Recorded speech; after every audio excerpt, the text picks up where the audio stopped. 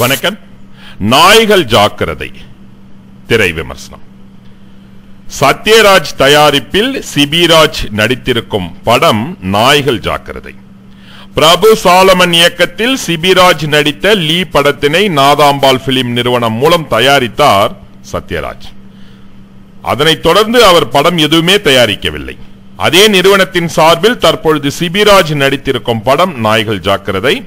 இப்படத்தில் சிபிராஜ், அருந்ததி, மனோபாலா, ஆர்ஜே பாலாஜி மற்றும் பலர் நடித்திருக்கிறார்கள். இதில் குறிப்பிட்டு சொல்ல வேண்டிய ஒரு விஷயம் என்னவென்றால், நாணயம் படம் கண்ட வெற்றி படம் கண்ட சக்தி சவுந்தரராஜன் இந்த படத்தை இயக்கியிருக்கிறார்.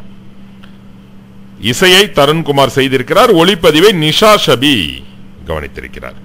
படத்தின் திரைக்கதை என்னவென்று பார்த்தால், ராணுவ முகாமில் பயிற்சி பெற்று வருகிறது வளர்ப்பு நாய் போன்று நாய் மணி. இதன் பயிற்சியாளர் தீவிரவாதிகளால் குண்டடிபட்டு இறந்து விடுகிறார். இதனால் நாய் மணி சிபி இருக்கும் பக்கத்து வீட்டிற்கு இடம்பெயர்கிறது. போலீஸ் அதிகாரியான சிபி பணியில் இருக்கும் பொழுது ஒரு பெண்ணை கடத்திய கும்பலுடன் மோதுகிறார். இதில் சிபிக்கு காலில் குண்டு பாய்ந்து காயமடைகிறார். சிகிச்சை பெற்று வீட்டில் மனைவி அருந்ததி மற்றும் தங்கையுடன் ஓய்வெடுத்து வருகிறார். சிபியின் பக்கத்து வீட்டில் இருப்பவர் சொந்த ஊருக்கு செல்வதால் மணியை 4 நாட்கள் பார்த்து கொள்ளுமாறு கூறுகிறார். இதற்கு சிபி மறுக்கிறார். இதனால் பக்கத்து வீட்டுக்காரர் அவரது வீட்டிலேயே மணியை கூண்டில் அடைத்துவிட்டு செல்கிறார். சில சிறுவர்களால் மணிக்கு தொல்லை ஏற்பட உடனே மணியை காப்பாற்றி வீட்டுக்குள் அழைத்து செல்கிறார் சிபி. பிறகு பக்கத்து வீட்டுக்காரர் இறந்துவிட மணி ராணுவத்தில் பயிற்சி பெற்ற நாய் என்று சிபிக்கு தெரிய வருகிறது.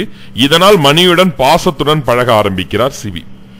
ஓய்வு முடிந்து சிபி வேலைக்கு சென்ற சமயத்தில் சிபியின் மனைவி அருந்ததியை ஒரு மர்ம கும்பல் கடத்துகிறது. மர்ம கும்பலை பற்றி விசாரிக்கும் பொழுது இதற்கு முன் தாக்குதல் நடத்திய கும்பல் என்று சிபிக்கு தெரிய வருகிறது. மனைவியை தேடி அலைகிறார். மனைவியை விடுவிக்க வேண்டும் என்றால் பணம் வேண்டும் என்று கடத்தல் கும்பலின் தலைவன் பாலாஜி மிரட்டுகிறான். இதனால் பணம் கொடுத்து தன் மனைவியை மீட்க சிபி செல்கிறார். அங்கு அருந்ததியை உயிருடன் சவப்பெட்டியில் வைத்து புதைத்து விட்டதாக சொல்கிறார்.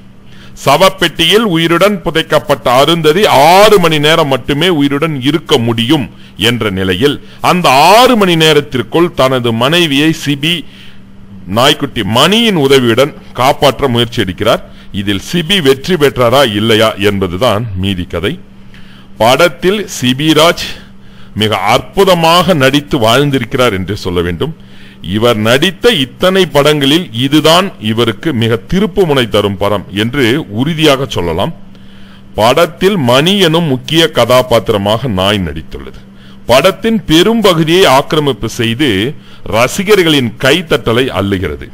மணிக்கு சிறப்பாக பயிற்சி கொடுத்தவருக்குத்தான் இந்த பாராட்டுகள் சென்றடைய வேண்டும் என்று சொல்ல வேண்டும். அது போலவே ஒரு கிரைம் த்ரில்லர், விறுவிறுப்பான த்ரில்லர் கதைக்கு தேவையாக எடிட்டிங், ஒளிப்பதிவு மற்றும் இசை, இது மூன்றுமே பக்கபலமாக இருந்திருக்கிறது. இதை அழகாக செய்திருக்கிறார் இயக்குனர். எல்லோரையும் கைவரப்பெற்று செய்திருக்கிறார். இசையில் தரணியின் இசையில் குறிப்பாக டாக்கி டாக்கி பாடல் எல்லோரையுமே எழுந்து ஆட வைக்கும்.